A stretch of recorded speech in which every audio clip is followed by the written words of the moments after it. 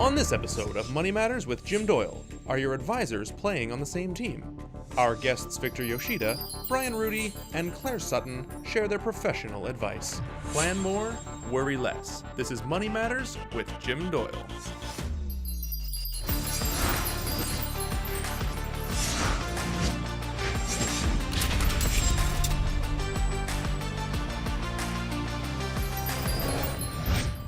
How you coordinate the services of your tax, legal, and financial people matters.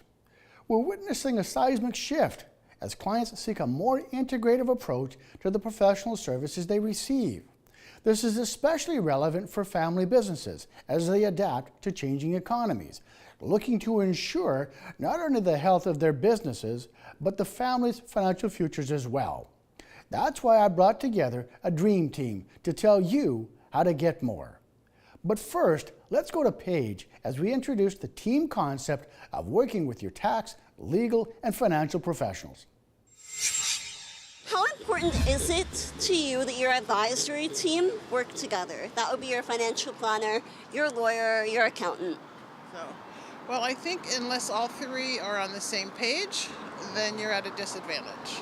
So I know for us, our lawyer is more on the side, but our financial planner and accountant, it's teamwork.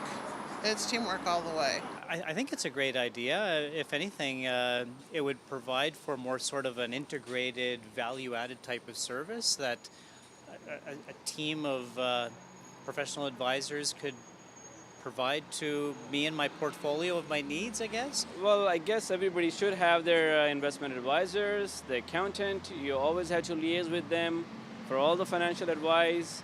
And all the legal challenges that come along with family dynamics. So I guess I always use their services in terms of advice, in terms of investments, mutual funds, RSPs, and set up my own financial planning basically. So what I think we're hearing is, unless you have your professionals on the same page, you're at a disadvantage. What's your feelings on that, Victor? Well, we're finding more and more in family businesses, they're relying on putting together an advisory team. Internally, they may have someone that may help them with their marketing and their HR, but we find on the external side it's important that they have their lawyers and their accountants and their financial advisors involved. My first question when a client walks into my office is, who's your team? I think a family business or a business person needs to have the right people in place. And that involves the accounting, the financial advice, so that everyone can coordinate. So Victor, over time, do you find that the needs of the professional services need to grow as the business grows? It does, because things change over time. Dynamics, family dynamics change, business environment changes, tax laws change. So it's something that has to be constantly updated and looked at. And we recommend that you sit down at least annually with your professional advisors just to make sure that what worked yesterday still works today. Wonderful. So Brian, as the family businesses grow, how do the needs for their legal services also grow? Well, legal services become more complicated and legal budget increases. Some of when a business is starting out, they don't have the budget to do things properly, and as they grow and the business becomes bigger, the legal issues become more complex. They need guidance, is that correct? Absolutely. And Victor, for yourself, where's one of the smaller challenges that you can help a business with as they start to grow? As they start to grow, there's always a need for cash within an enterprise. So basically how to retain cash, and that is whether you try to look at ways of minimizing your income tax or looking at different ways of financing for your enterprise. These are all challenges that are constantly changing. Again, the financial environment changes, or getting credit might change. So all those type of things have to be taken into account. Well, I definitely heard the aspect of getting financing for your business. We'll be right back. I'd like to see my team of advisors set out sort of a program of meetings where they're connecting with me on an ongoing basis to understand the evolution of my needs.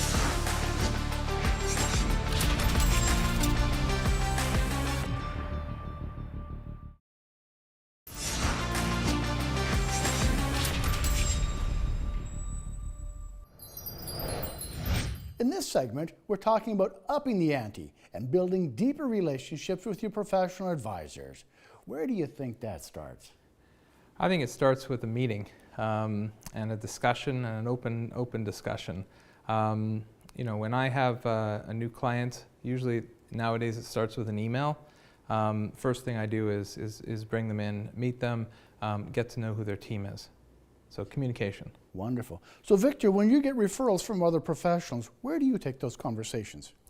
I think having an open communication with the client and making sure that they're realistic in their aspirations and where they want to see their business, where it wants to go.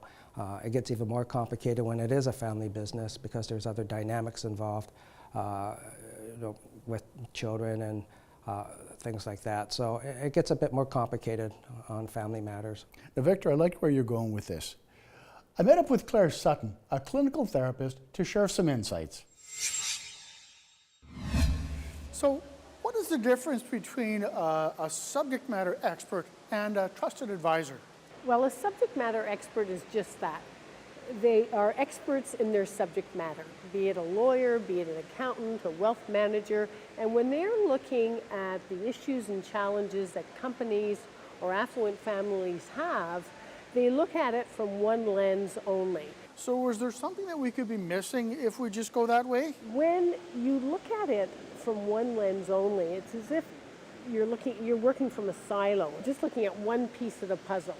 When you think of a system and a trusted advisor who's also a strategic advisor is savvy enough to call on another advisor of a different skill set to help with the problems. Now you've raised the words here, a silo approach. Could we tell us a bit about that? Well, the silo approach is a solitary approach, and you're the expert and you're trying to answer all problems, whereas a team approach happens when you can call on other advisors.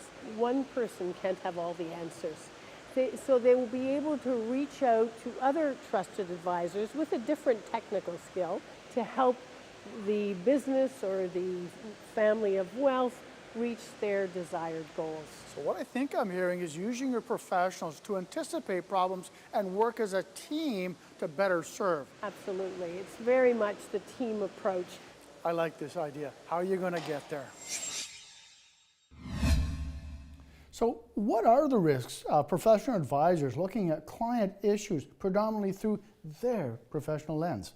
Any one profession has their expertise, and what's important when you have a client is that you recognize your limitations. I mean, I do corporate law, I can structure a business, I can sell a business, but I don't do tax. Well, now I certainly don't want to be giving clients any legal advice nor tax advice. Okay, Victor, what's your thoughts on this? There are certain specialties that require specialists in different areas. We don't deal in U.S. tax, and sometimes we'll come across an issue that has U.S. tax consequences, and so we will refer that to another associate or a different firm.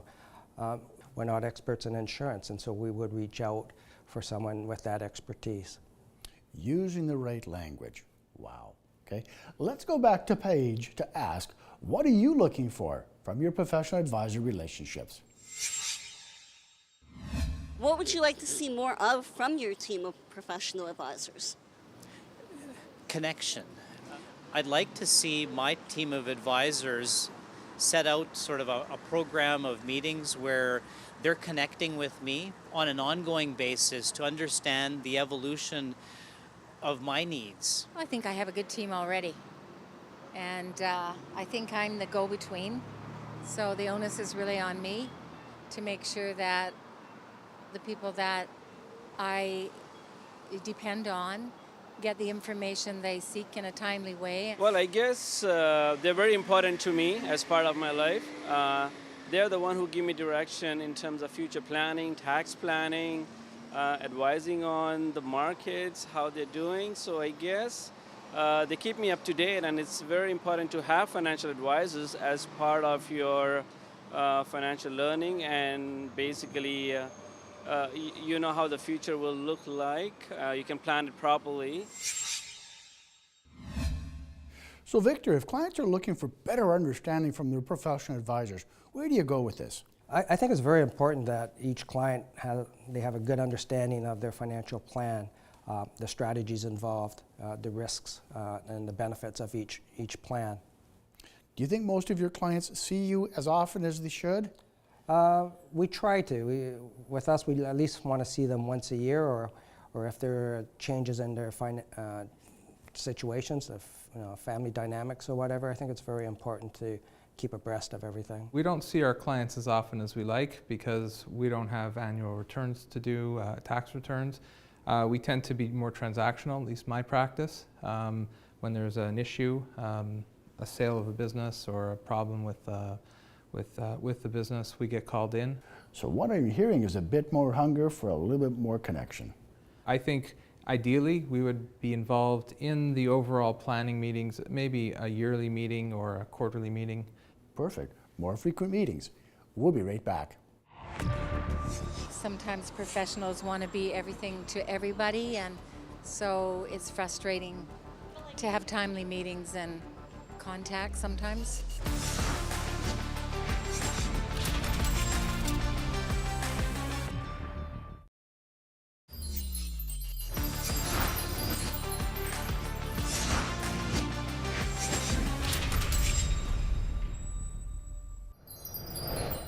Welcome back. People depend on their professional advisors. We're asking, how do they fit into their clients' lives? Victor? I think we're quite essential within our clients' lives. They have to really be open with us and let us know everything. And I remember I had one client interview where the client said, I feel like I'm standing in front of you in my underwear because I was asking so many questions. But unless we know exactly what's involved with the client, it's really tough to do a plan for them, either an estate plan or even a financial plan for them. And when you don't have all the facts, how does that affect your work? It affects your advice. If you don't have the whole picture, it's hard for you to advise the client properly. So I like to have good communication with the client. I also like to have good communication with the advisory team. So I like to have permission to speak with the advisors about issues, about the client, so that we can put together a good plan. So it's about finding out what's relevant. Listen, let's go back to Paige for some insights on enhancing client-advisor relationships. If you had a magic wand, what would you like to see more of from your professional advisors? Everybody, there's a premium for all of us on time, and sometimes there's delays in getting responses and delays on both parts, and I think that, sometimes professionals want to be everything to everybody, and so it's frustrating to have timely meetings and contact sometimes. An inherent desire to better understand my needs at a strategic level. And I think that starts by not getting to solutions, but having a meaningful conversation about what are my needs. I would like them to advise me on the investment side, on the tax planning side, on the estate planning side. So I guess if they help me with me and my family dynamics, how to set up all those plans in the future. And I think that will be the magic wand, as long as they keep me up to date all the time, basically.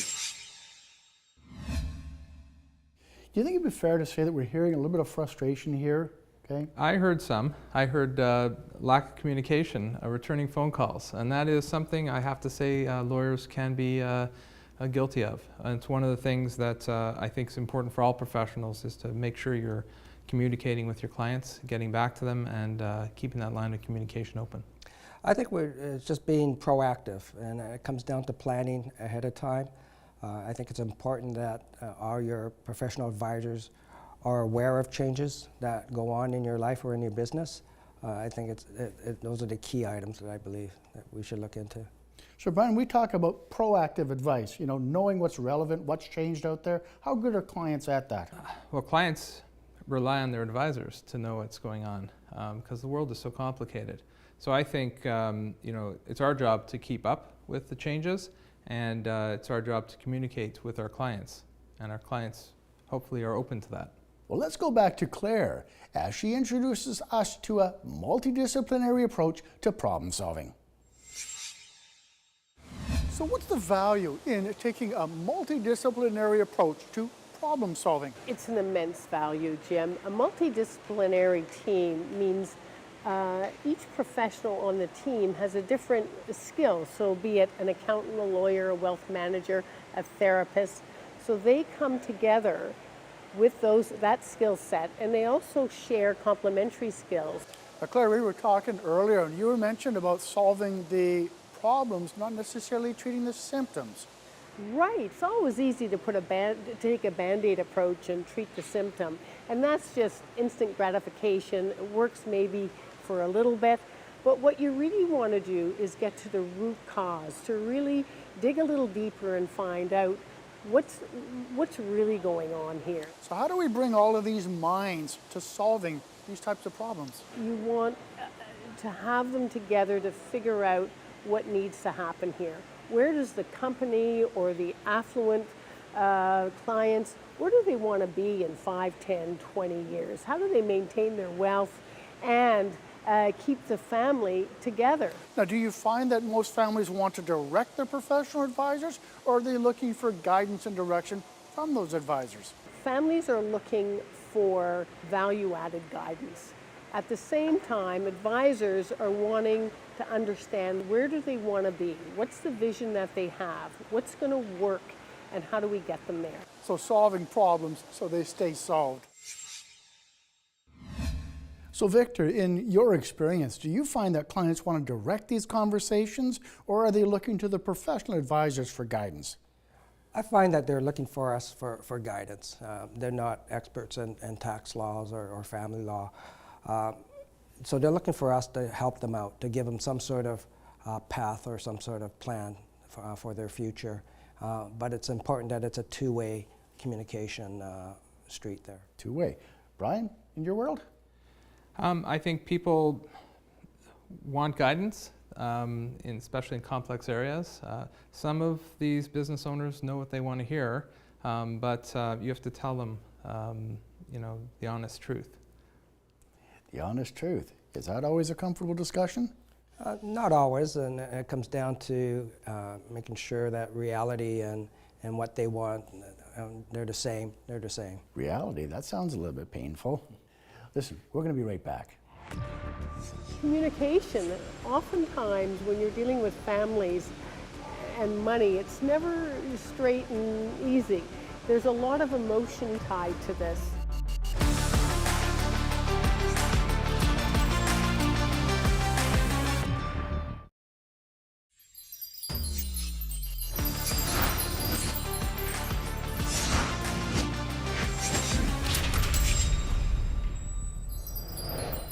It's now time to get our panel's final thoughts on the Dream Team, getting more out of your professional advisor relationships. Brian? I think if I had to summarize things in a nutshell, it's communication. Communication with your client, communication with the advisory team, and a highlight on personal meetings. I think in this day and age of email and text, I think personal meeting with your advisory team, with your lawyers, accountants, and financial advisors is a great first step to opening lines of communication. To do it right, they've got to give you the time. Yeah. People need to take time. They need to take time to deal with important matters in their lives. And I think you get a lot more out of a meeting than you do out of a text. Wonderful. Let's go back to Claire for her final thoughts. So tell us, what are your final thoughts on this? The biggest thing is seeing families and businesses as a system. You know, Jim, I'm a clinical therapist, so in my practice I see a lot of professionals, I see a lot of entrepreneurs, and I see a lot of families and families of wealth. And the biggest issue is communication. Oftentimes when you're dealing with families and money, it's never straight and easy. There's a lot of emotion tied to this. For me as a therapist, you're listening to the fear behind their questions. You're listening to their emotion, right? It's saying, our finances are an issue. How are we going to deal with it? So should people reach out to the professionals, their lawyer, their accountant, their investment advisor, and encourage more of this team approach? Absolutely. People should reach out to it, and advisors, trusted advisors, need to know what their limits are. They need to know their strengths and they need to know their limitations and know when to reach out to the other professionals that can help. Last word on the subject is yours. Victor? I think there's a common theme here, and it comes down to communication. Communication with your advisors, making sure your advisors communicate with each other too, because there are certain strategies that we may need insurance products, or we may need certain type of financial products to help you out. So it's important that everybody work as a team, and again, keep that open communication. Now, advice comes in many forms, and people hear things differently, okay? How do you help facilitate those calls? Make sure that you understand. As a client, you should understand exactly what's going on. It is a complicated world out there. Accountants and lawyers always use certain jargon that sometimes it is confusing. So it's important that you stop and ask. If you don't know what's going on, ask what certain structures are, or what certain strategies are used for, what are the risks, what are the benefits of those structures. So again, it's important that you have that communication, and if in doubt, ask. So Victor, I've got some key takeaways here. I wish we had more time. I want to thank Claire, Brian, and Victor for sharing their thoughts on money matters. Because financial aspects touch so many elements of our lives, it pays to get great advice. Plan more and worry less.